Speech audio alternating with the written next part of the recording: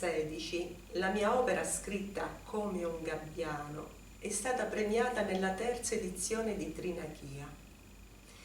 Trinachia è un premio particolare perché è rivolto a scritture biografiche e autobiografiche e perché queste sono dedicate alla Sicilia, quindi ci legano ulteriormente alla nostra terra.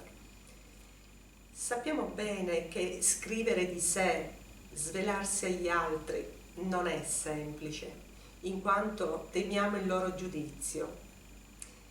Personalmente ho sempre scritto altro prima, ma un giorno ho voluto scommettermi, scrivere di me e soprattutto in prima persona.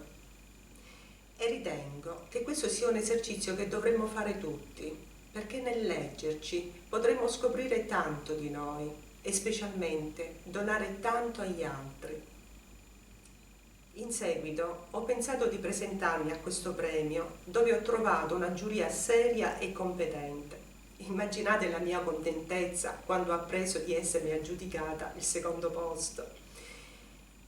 Questa esperienza mi ha fatto capire che le vicende della nostra vita possono essere interessanti per chi ci legge e insieme alle altre biografie diventa un patrimonio della memoria che lasciamo in dono a chi viene dopo di noi.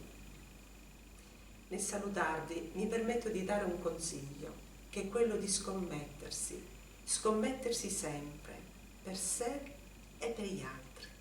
Arrivederci.